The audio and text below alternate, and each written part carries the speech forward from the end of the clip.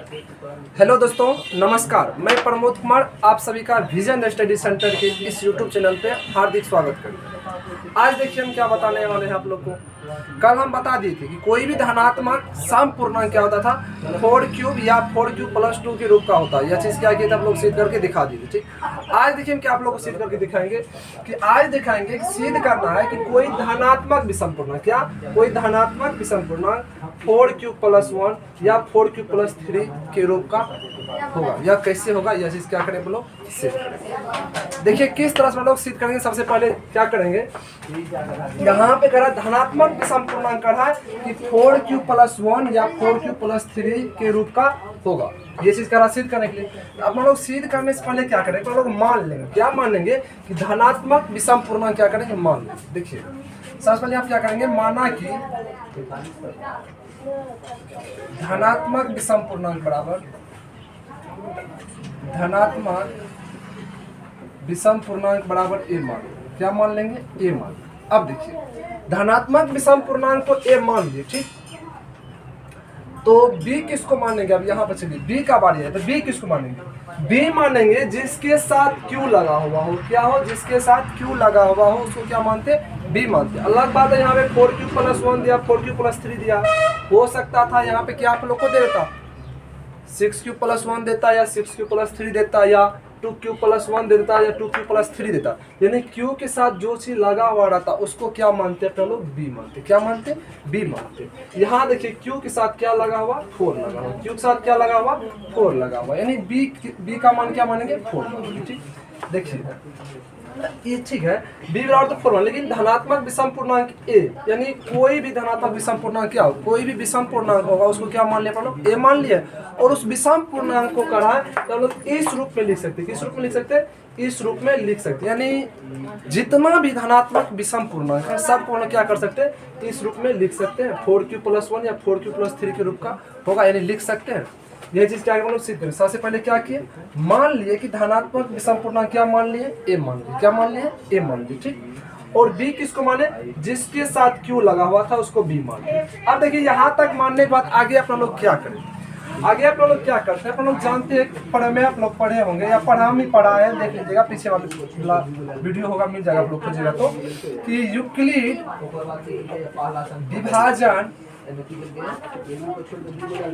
विभाजन प्रमेयिका। जानते हैं कि यूक्लिड विभाजन प्रमेयिका क्या करता है कि ए बराबर होता है, ए बराबर बी क्यू प्लस आर होता है। क्या होता है, ए बराबर बी क्यू प्लस आर होता है। जहाँ क्या होता है, 0 से बड़ा या बराबर आर का मान होता है, छोटा किससे होता है, 20 होता है। ये चीज आप लोगों को पढ़ा। यह क्या था, यह एक भाग का भी विधि था। क्या था, अपना लोग जो मौसा ज्ञात करते थे, क्या करते थे, मौसा ज्ञात करते थे। इससे पहले गुणनखंड विधि से, और किस विधि से ज्ञात करते थे, भाग विधि से। किसे ज्ञात करते थे, भाग विधि से।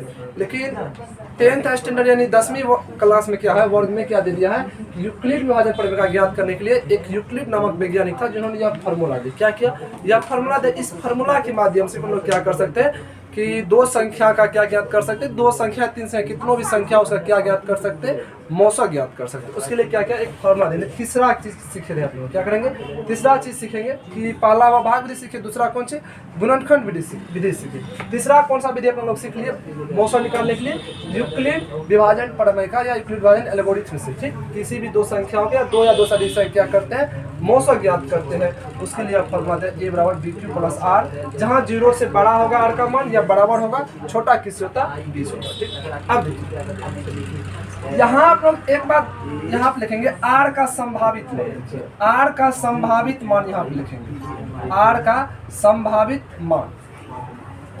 अब देखिए यहाँ आर अपना लोग जानते हैं कि जैसे यहाँ मान लीजिए किसी भी संख्या हम क्या करेंगे, भाग करेंगे। यहाँ चलिए हम क्या करते हैं, 4 से हम भाग करते हैं कोई धनात्मक विषम पूर्णांक, यानी कोई भी क्या करेंगे, धनात्मक विषम पूर्णांक अपना लोग ले लेंगे, उसमें क्या करेंगे, 4 से भाग करेंगे। क्या करेंगे, 4 से भाग करेंगे। यहाँ जो यह प्रमेयिका था यह भी यही कर रहा था कि बी से किसे भाग कर रहे, ए में भाग करें। बी से ए में भाग कर रहे तो कितना मर्तबा, यानी भागफल क्या लगेगा, भागफल क्यू लगाते थे, शेषफल क्या बचता था, आर बचता था। ठीक है, ये चीज देखिए कैसे हम लिखे हैं, ये चीज बताने आप लोग। देखिए 4 से जब आप लोग ए में भाग कीजिएगा तो कुछ ना कुछ तो यहाँ भागफल लगेगा। तो भागफल जो मान लीजिए जो लगेगा, उस भागफल को यहाँ क्या किया है, क्यू मान लिया। क्या मान लिया? क्यू मान लिया। यहाँ शेषफल तो कुछ ना कुछ बचेगा। क्या होगा? शेषफल भी कुछ ना कुछ बचेगा। हो सकता है शेषफल क्या बच जाए? 0 बच जाए।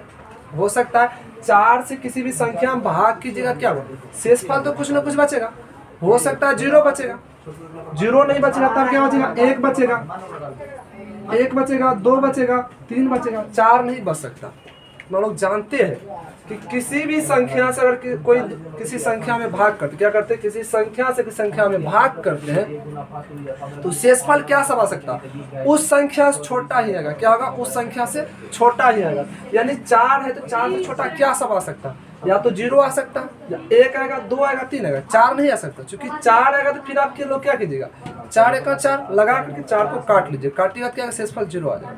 5 भी नहीं आएगा, क्योंकि 5 आएगा तो आप लोग 4 1 4 लगाइए, 5 में से 4 घटेगा तो 1 बचेगा। क्या बच जाएगा? 1 बचेगा। यानी देखते हैं कि इससे यह पता चलता है हम लोग को कि किसी भी संख्या से अगर हम कोई संख्या में भाग करते हैं उसका शेषफल क्या सब आ सकता है? उस संख्या से छोटा आ सकता है। क्या आ सकता है? उस संख्या से छोटा आ सकता है। ठीक, अब देखिए तो यहाँ पे लिखे हैं। अच्छा देखिए ये चीज बता रहे लोग कैसे लिखे थे। इसी को क्या किया या किस प्रकार से लिख लिया है? ये जो 4 है जिसको हम लोग क्या बोलते हैं? इसको हम लोग बोलते हैं भाजक। क्या बोलते हैं हम लोग? भाजक बोलते। इसको भाज बोलते थे। क्या बोलते थे? भाज बोलते थे। इसको भागफल। ठीक, अब देखिए इसको क्या बोलते थे? शेषफल। हम लोग बचपन से पढ़ते आ रहे हैं। भाग को जांच करने का एक सूत्र था। वह सूत्र क्या कहता था? सूत्र कहता था कि भाज बराबर होता है कि भाजक गुना भागफल जोड़ शेषफल। ये चीज हम लोग पढ़ते आ रहे। इसी को क्या किया कि यूक्लिड नाम का जो वैज्ञानिक था वो भाज को क्या किया? ए से सूचित कर लिया, भाजक को बी से सूचित कर लिया, भागफल को क्यू से और शेषफल को आर से। ठीक, इसी को लिख लिया ए बराबर बी क्यू प्लस आर। और आर का मान जो कह दिया वो आर का मान ये बी से क्या होता है? छोटा होता है। क्या होता है? बी से छोटा होता है। यानी 0 के बराबर होगा या 0 से बड़ा होगा, लेकिन बी से क्या होगा? छोटा होगा। अभी यहाँ पर लोग देखे आर यह हुआ, बी यह हुआ। बी माने देखिए भाजक को क्या माने? भाजक को बी माने। भाजक क्या माने? बी माने। भाजक को बी। तो भाजक यहाँ पे 4 है तो ये 4 देखिए क्या होता है? आर से क्या होगा? 4 जो है 4 से अगर किसी संख्या में भाग करेंगे तो आर का मान क्या आ सकता है? 4 से छोटा आएगा। क्या आएगा? 4 से छोटा आएगा। या 4 से छोटा देखिए क्या सब? 0 1 2 3। यही बात यहाँ पर हम लिखे हैं क्या कि ए बराबर जो बी क्यू प्लस आर लिखे हैं कि आर का मान का रहा है बी से क्या आएगा? छोटा आएगा, या 0 से बड़ा आएगा, या 0 के बराबर आएगा। यहाँ देखिए क्या किया हम? बी का मान क्या लिए? बी का मान तो यहाँ पे 4 लिए। क्या लिए? यहाँ पे बी का मान 4 लिए। इसी हम लोग ऐसे भी लिख सकते हैं कि ए बराबर, ए तो धनात्मक विषम पूर्णांक ए माने तो ए तो ए ही रहेगा। ठीक, लेकिन बी की जगह क्या माने? 4 माने तो बी की जगह लिख लेंगे 4 क्यूब प्लस आर। अब देखिए यहाँ से 0 से बड़ा या बराबर होगा आर का मान, लेकिन छोटा किससे होगा? छोटा तो 4 से होगा, क्योंकि बी का मान क्या है? 4 है। तो अब देखिए यहाँ पे 4 से जो किसी संख्या में भाग करें, 4 से किसी संख्या में भाग करें, शेषफल आर मतलब शेषफल। शेषफल क्या सब बच सकता है? 4 से छोटा बचेगा। देखिए 4 से छोटा बचेगा, इस या छोटा का चिन्ह है। 4 से छोटा बचेगा, या 0 से बड़ा होगा, या 0 के बराबर होगा। यहाँ देखिए 4 से भाग करते 0 के बराबर आ रहा था, या 0 से बड़ा आ रहा था, लेकिन 4 से सब के सब क्या है? छोटा। यही बात ऐसे। ठीक, अब देखिए यहाँ तक करने के बाद क्या करते हैं लोग? यहाँ पर लिख लेते हैं हम लोग कि आर का संभावित मान। क्या लिख लेते हैं? आर का संभावित मान। आर का संभावित मान। तो आर का संभावित मान क्या सब हो सकता है? देख लीजिए हम लोग, 0 हो सकता है, 1 हो सकता है, 2 हो सकता है, 3 हो सकता है। इससे ज्यादा कुछ नहीं हो सकता। यहाँ तक करने के बाद क्या करते हैं लोग? देखिए ये जो है ए बराबर 4 क्यू प्लस आर, इसमें क्या करते हैं लोग? बारी बारी से यह मान रखेंगे। आर का मान क्या करेंगे? एक बार ये रखेंगे, एक बार ये, एक बार ये, एक बार ये रखेंगे। चलिए रखते हैं। सबसे पहले क्या करते हैं? आर का मान 0 रखते हैं। क्या करते हैं? आर का मान 0 रखते हैं। तो आर का मान 0 रखिएगा तो क्या होगा? ए बराबर 4 क्यूब प्लस आर का मान 0 रखें तो प्लस तो 0 हो जाएगा, क्योंकि आर की जब 0 रख रहे हैं। यहाँ पे पोस्ट में हम लोग लिख लेंगे क्या कि आर बराबर 0 रखने। क्या लिखेंगे? आर बराबर 0 रखने पर। ठीक, अब देखिए जब आर का मान 0 रखे तो ए बराबर क्या होगा? 4 क्यूब होगा, क्योंकि किसी भी संख्या में 0 जोड़ते क्या होता है? वही संख्या होता है, उस संख्या पे किसी प्रकार का प्रभाव नहीं पड़ता। ठीक, तो ए बराबर 4 क्यूब लिख लिए। इसको क्या हम लोग समीकरण 1 में। ठीक, अब देखिए आर का मान अभी 0 रखे थे, अब क्या रखेंगे? 1 रखेंगे। 1 रखिएगा तब क्या होगा? ए बराबर 4 क्यूब प्लस आर का मान तो 1 होगा। तो आर बराबर क्या रखेंगे? आर बराबर 1 रखेंगे। अब देखिए इसको क्या करेंगे तो लोग समीकरण 2 मान लेंगे। क्या मान लेंगे? समीकरण 2 मान लेंगे। अब देखिए r बराबर 1 रख लिया, अब r बराबर 2 रखेंगे तो r बराबर 2 रखिएगा क्या होगा 4 क्यूब प्लस 2 आएगा। यहाँ पे लिख लेंगे r बराबर 2 रखने पर इसको समीकरण पर लोग 3 मान लेंगे। ठीक, अब देखिए r बराबर अब क्या रखेंगे 2 रख लिया, अब 3 रखेंगे। r बराबर 3 रखिएगा तो 4 क्यूब प्लस r की जगह पर 3 रखिएगा तो r बराबर क्या रखेंगे 3 रखने पर इसको समीकरण अपना लोग 4 मान। चलिए यहाँ तक करने के बाद देखिए अब अपना लोग क्या करेंगे कुछ भाषा लिखेंगे। भाषा लिखने के बाद क्या होगा अपना लोग का ये चीज जो कहा था सिद्ध करने धनात्मक विषम पूर्णांक 4 क्यू प्लस 1 या 4 क्यू प्लस 3 के रूप का होता है कि वह चीज क्या होगा सिद्ध होता है। देखिए कैसे करते हैं। यहाँ देखिए समीकरण अपना लोग पहले 1 पे विचार करते हैं। समीकरण 1 में देखते हैं कि बराबर की एक तरफ क्या है धनात्मक विषम पूर्णांक। क्या है? बराबर की एक तरफ धनात्मक विषम पूर्णांक। क्यों? अपना लोग पहले मान लिए हैं कि धनात्मक विषम पूर्णांक। यहाँ देखिए धनात्मक विषम पूर्णांक क्या माने ए माने। क्या माने? ए माने धनात्मक विषम पूर्णांक। तो ए क्या होगा? ए तो धनात्मक विषम पूर्णांक है, लेकिन बराबर की दूसरी ओर देखते हैं 4 क्यूब है। क्या है? 4 क्यूब है। तो आप लोग क्या कीजिए 4 जो क्यूब है तो क्यू का मतलब क्या कोई ना कोई संख्या ही होगा।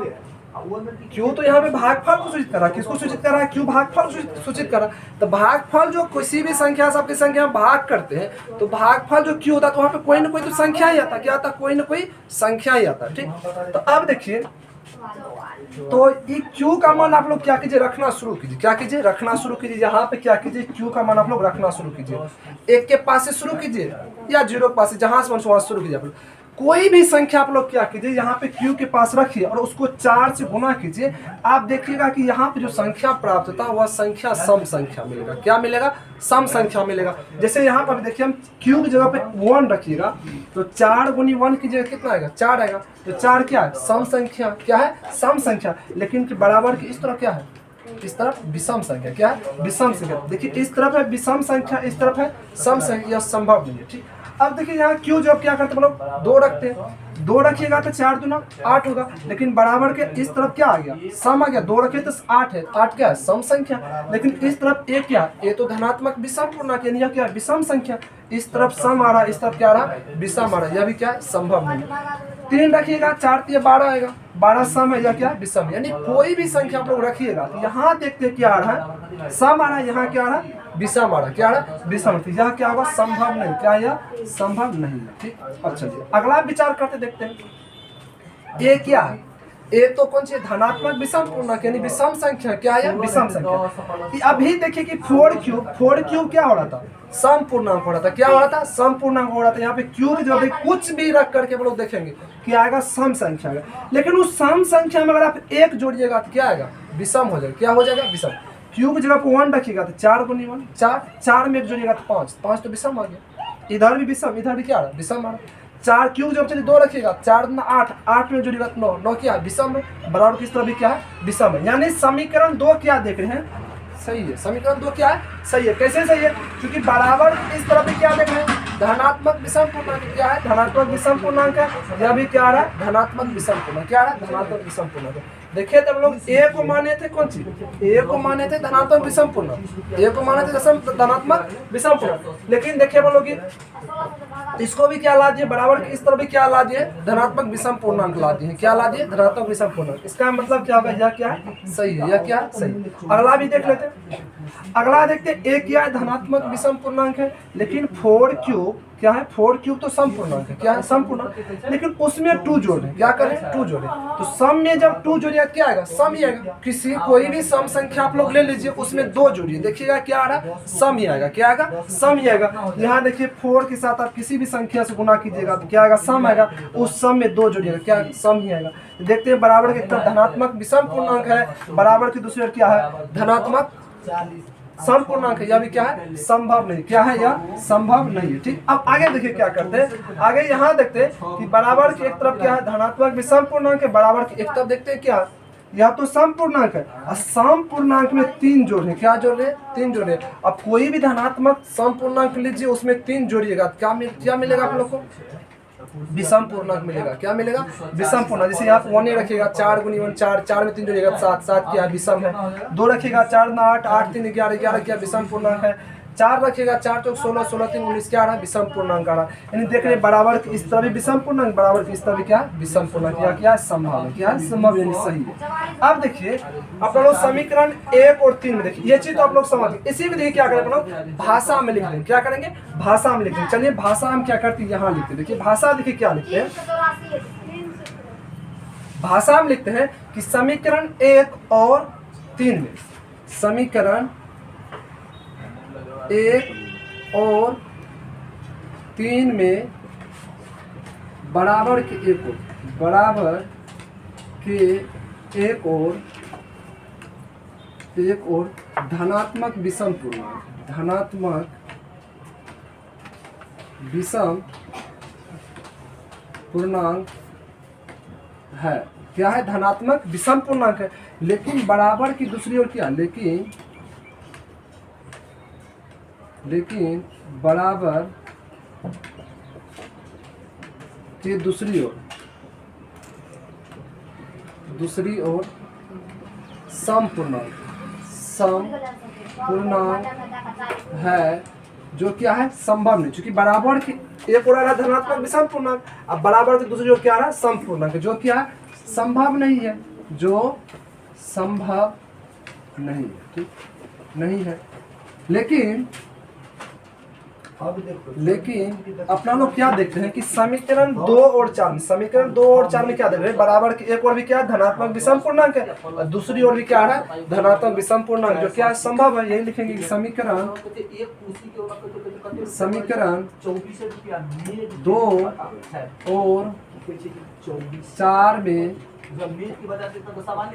बराबर के एक और, बराबर की एक और धनात्मक विषम पूर्णांक है, धनात्मक विषम पूर्णांक है, विषम पूर्णांक है तथा और लिखिए और पूर्णांक है, और बराबर की दूसरी ओर भी क्या है, बराबर के दूसरी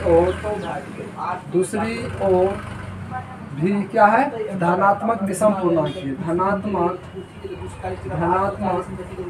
विषम पूर्णांक ही है। क्या है। अब लिखेंगे अतः ये चीज से हम लोग क्या होगा, यानी ये समीकरण जो 4 अपन लोग तैयार किए, इस समीकरण से क्या पता चला अपन लोग को कि हाँ कोई भी धनात्मक विषम पूर्णांक 4q+1 या 4q+3 ग्रुप का हो सकता है। तो वही लिख लेंगे, अतः कोई भी धनात्मक विषम पूर्णांक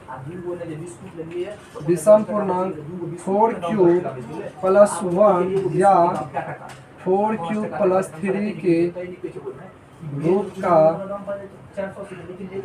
हो सकता है। यहाँ तक इस प्रकार से लिख लीजिए, ठीक बस हो गया। बस का रहा तो दिखाने के लिए कोई भी धनात्मक विषम पूर्णांक क्या 4q+1 या 4q+3 ग्रुप का होता है, इस तरीका से हम लोग कर देंगे। बस बन गया।